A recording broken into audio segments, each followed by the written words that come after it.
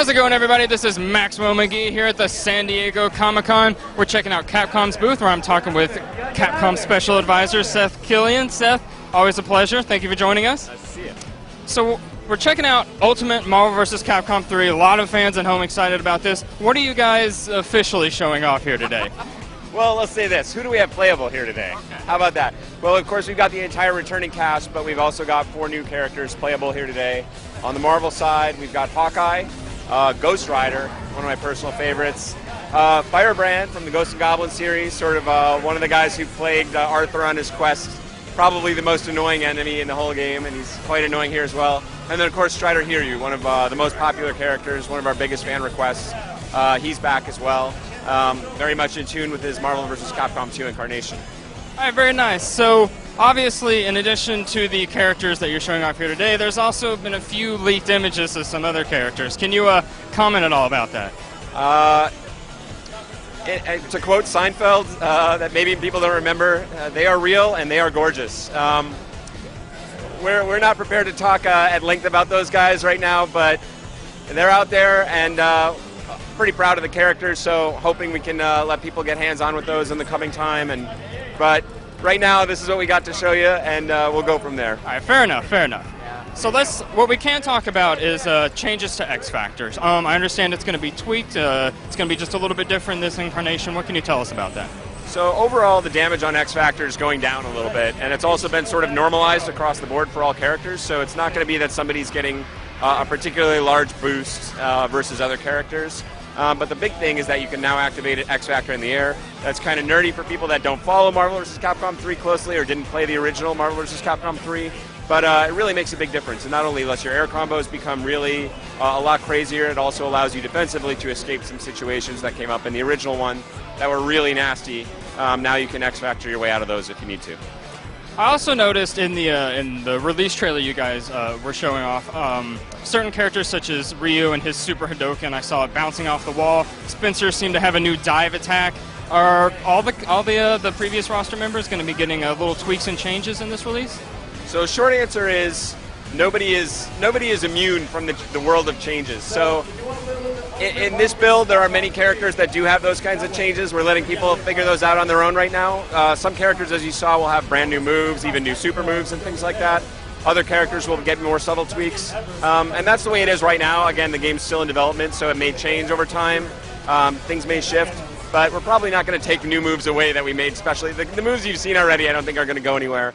But all the details may be changing a little bit. But right now, everybody's going to be a little subtly different on up to larger changes like you saw with Ryu and the Bionic Commando here today. Now, what can you tell us about any tweaks you guys have planned for single player? Any new additions for the training mode? Anything you're expanding on with the campaign? Anything like that? Well, we'll see where we get to in terms of development, but you got to let us hold back a little something. It's been a big day in terms of Ultimate Marvel vs. Capcom 3 news already. So we'll see where we're going with that in a few months. All right, now back with the characters, on the topic of character selection. I remember back when Capcom Unity had a poll to let fans decide which characters they'd like to see possibly in a Versus game. And I noticed some of the top Marvel contenders weren't really represented in what we've seen for this edition. Can you comment at all about that?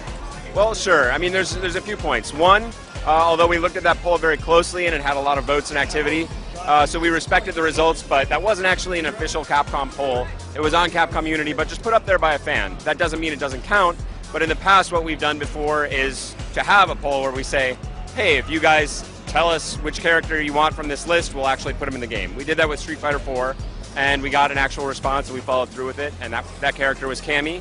We did that. She's been with us ever since. This was a more informal fan poll. On the Capcom side, we looked at that very closely and tried to respect a lot of those wishes. But Marvel is its own company, and they have ultimately control over the Marvel characters. So it's something we talked over with them. But, you know, they have reasons to be in love with certain characters at certain times. They're blowing up in the comics or the movies or whatever it might be.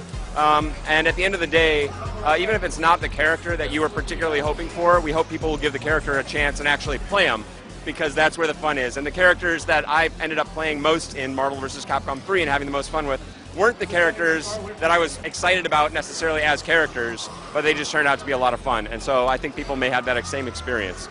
So there might be a few characters in there that'll surprise you. After today, maybe not. But yeah, I think as far as play style and getting fun stuff to do, there's a lot of surprises in store, even for the characters on the Marvel side that people are less familiar with. Are like, what's this guy going to do? Just wait. They do some amazing stuff. Now, is there any sort of a bonus or an extra incentive for people who own the original Marvel vs. Capcom 3 going into Ultimate Marvel vs. Capcom 3? Good question. We'll see where we end up there. It's something on our minds right now, but again, we're still quite a ways away from the release of this game, so we'll have to get there. And on the topic of release, Seth, is there anything you can tell us about when this game might be coming out? Pretty soon. Not super soon. I don't actually know what the release date might be yet, but we're going to try and get into people's hands as soon as we possibly can. All right. Well, thank you so much for taking the time to chat with us. So there you have it, folks. A look at Ultimate Marvel vs. Capcom 3. As always, stay tuned for more information.